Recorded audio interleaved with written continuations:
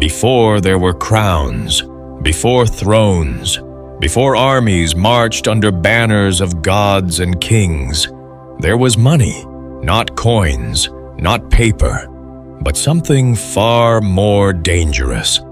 The moment humans discovered that wealth could be stored, controlled, and multiplied, power changed forever. Empires were not born from courage, they were born from accumulation. And the first empires didn't conquer the world with swords, they conquered it with surplus. What you are about to hear is not the story of kingdoms, it is the story of how money rewired the human mind and created a force so powerful that even emperors would later become its prisoners. Long before history books, long before borders, there were rivers, wide, unpredictable rivers that flooded without warning. And when they retreated, they left behind something miraculous: fertile land. Along these rivers, humans stopped wandering. They settled, they planted, they waited. For the first time, survival was not hunted day by day. It was harvested, granaries filled, storage rooms overflowed, and in that quiet moment of abundance, something irreversible happened. For the first time in human history, some people had more than they needed. Surplus changed everything, because surplus meant choice. It meant planning. It meant leverage. Those who controlled the surplus controlled survival itself. At first, it felt harmless. Someone had to guard the grain. Someone had to distribute it. Someone had to decide who received food during droughts and who didn't. Power didn't arrive wearing armor. It arrived wearing responsibility. But responsibility slowly hardened into authority. Villages became cities.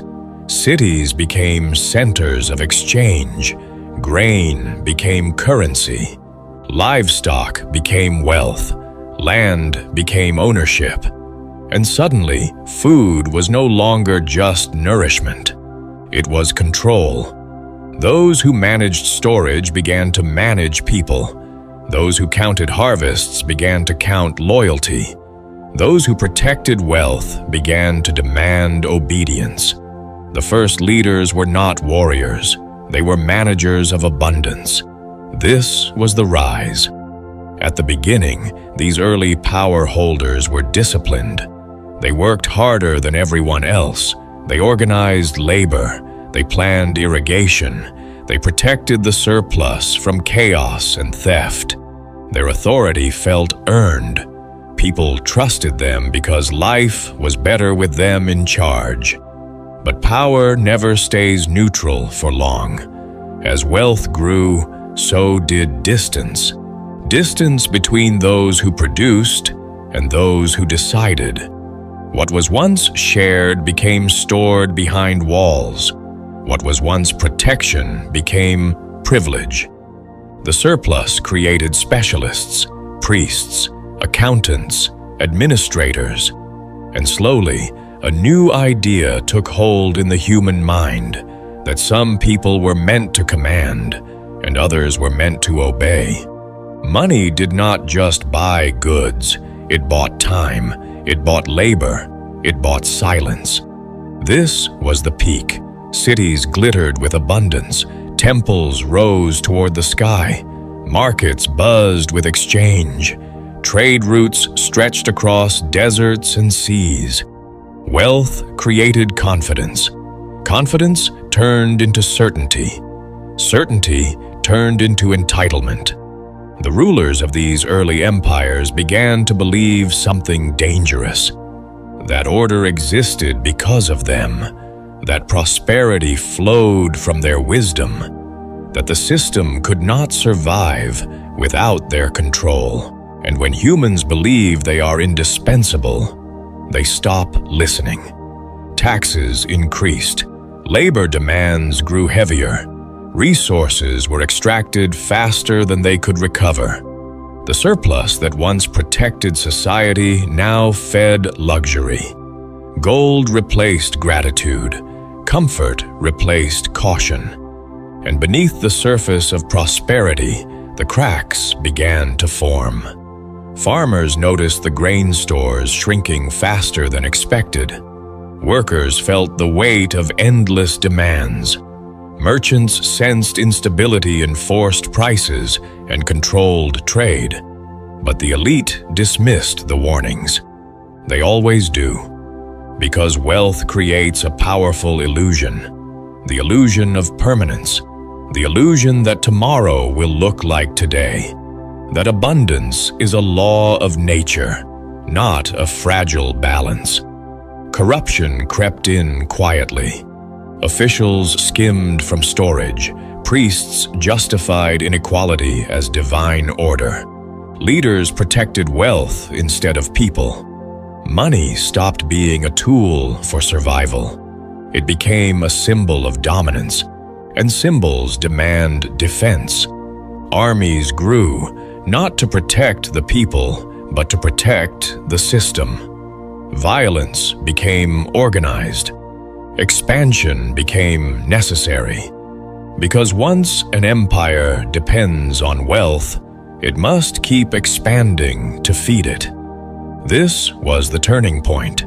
The same surplus that built the empire now demanded more land, more labor, more control. But expansion spreads power thin, and wealth, once centralized, becomes harder to manage as it grows. Trade disruptions caused shortages. Overtaxation caused resentment. Environmental strain reduced production. And when the flow of wealth slowed, so did obedience. The fall did not come in a single dramatic moment. It never does. It came as mistrust, as rebellion, as breakdown. Grain stores emptied, trade routes fractured, administrative systems collapsed under their own weight. The elites, surrounded by wealth, could not understand why loyalty vanished. Money had built the empire, but money could not save it, because money creates power, but it cannot create legitimacy forever. Here is the deeper truth. Humans are not corrupted by wealth itself. They are corrupted by what wealth does to perception. Abundance reduces fear. Reduced fear lowers vigilance. Lower vigilance breeds entitlement. Power addiction follows a predictable path. First, control feels necessary. Then it feels deserved. Then it feels natural. Finally, it feels unquestionable. And when power becomes unquestionable, collapse becomes inevitable. Every early empire followed this pattern. Surplus created hierarchy.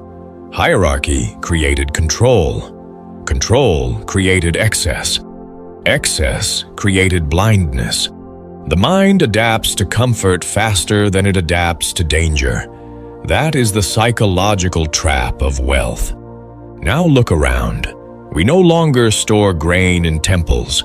We store value in systems, numbers, networks, abstractions. But the psychology is identical. We still believe accumulation equals security. We still confuse wealth with stability.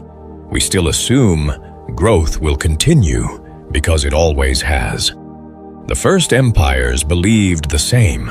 They believed their systems were permanent. They believed their wealth made them untouchable. They believed collapse was something that happened to others. Money created the first empires, but it also revealed a truth humans still struggle to accept. That power built on accumulation is fragile. That systems grow complex faster than wisdom grows deep. That the same force that lifts societies can hollow them out from within. So here is the question history leaves us with. If money created the first empires and destroyed them the moment humans mistook wealth for control, what makes us believe this time is different?